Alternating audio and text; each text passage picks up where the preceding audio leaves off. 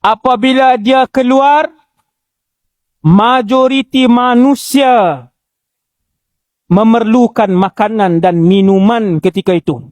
Sesiapa yang mempertahankan imannya, sedikit makanan pun tidak diberikan. Sebab Dajjal ni antara sihir dia ada makanan. Antara sihir dia tunjuk ke tanah, naik pokok.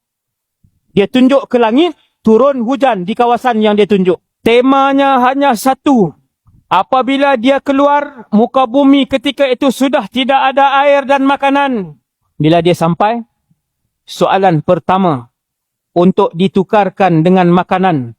Soalan pertama, dia sampai aja, dia turun saja, wallahu alam apa kenderaan dia, wallahu alam.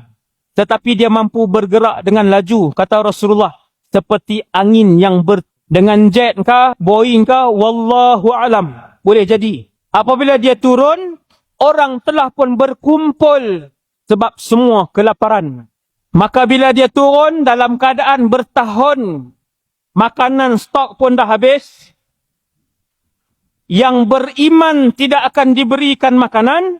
Ketika itu sahabat tanya, Ya Rasulullah, Ya Rasulullah, yang mempertahankan iman mereka, apa makanan mereka? Apabila keyakinan dan tawakal kepada Allah, ketika keluarna Dajjal, tiada lagi Rasulullah.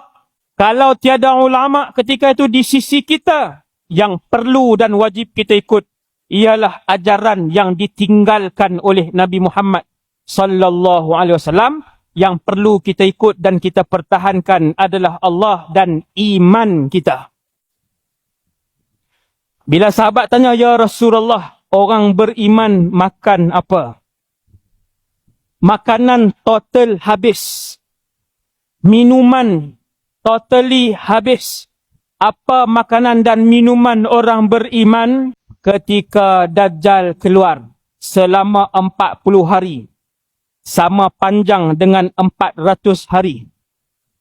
40 hari yang sama panjang dengan 400 hari.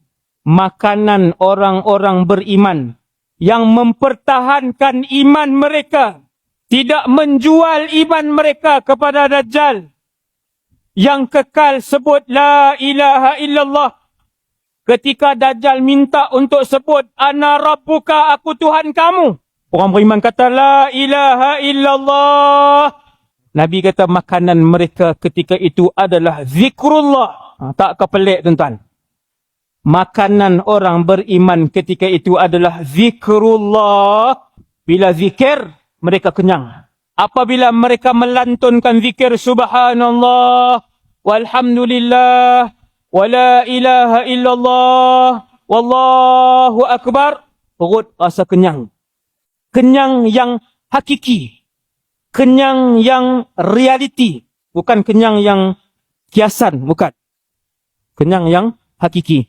Begitulah hari pertama sampailah hari yang ke-40 sehinggalah Dajjal dibunuh oleh Nabi Isa ibn Maryam. Mereka kekal dengan iman mereka tanpa makanan.